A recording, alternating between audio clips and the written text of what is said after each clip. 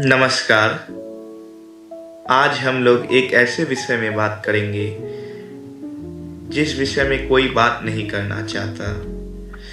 वह एक ऐसा शब्द है जिस शब्द के बारे में सुनते ही मन में गलत अर्थ आ जाता है। काम।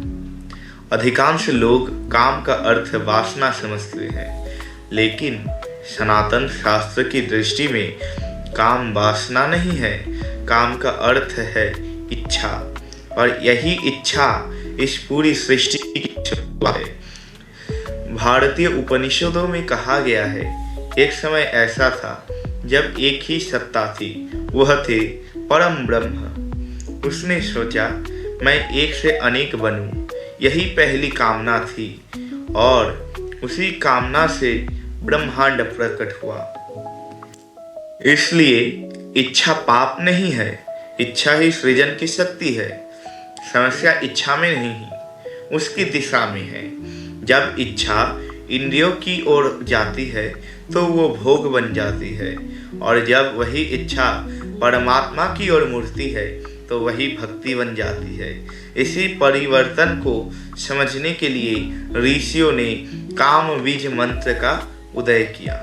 इस मंत्र का उद्देश्य इच्छा को दबाना नहीं, बल्कि उसे शुद्ध करना है, क्योंकि दबाई हुई इच्छा और अधिक शक्तिशाली होकर लौट आती है, और बदली हुई इच्छा मुक्ति का मार्ग बन जाती है। राधा और कृष्ण का प्रेम इसी सत्य का प्रतीक है। वह प्रेम शरीर का नहीं, चेतना का मिलन था। इसीलिए संत इसे माधुर्य भाव कहते हैं, जहाँ आत्मा परमात्मा से प्रेम करती है। काम गायत्री के द्वारा ही राधा कृष्ण की आराधना की जाती है। काम गायत्री मंत्र का याप मन को अशुद्ध चेतना से दूर रखता है, मन की अशुद्ध इच्छाओं को धीरे धीरे बदल देता है। वासना प्रेम में बदल जाती है, और प्रेम भक्ति में। तब व्यक्ति संसार में रहते हुए भी संसार से मुक्त हो जाता है। इसीलिए संतों ने कहा है, काम को मारो मत, काम को मोड़ दो। इच्छा ही बंधन है और इच्छा ही मोक्ष है। जब इच्छा आपके लिए हो तो वो संसार है, और जब इच्छा में भगवान आ जाए तब ये आध्यात्म्य है। यही काम का रहस्य है। इसीलिए परमेश्वर श्री कृष्ण का आराधना काम बीज द्वारा की जाती है।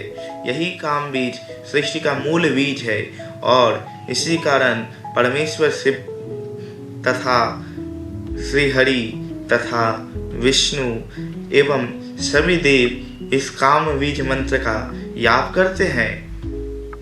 इस काम बीज के अधीश्वर श्री कृष्ण माने गए हैं, और इसी कारण श्री कृष्ण को परमेश्वर बोला जाता है।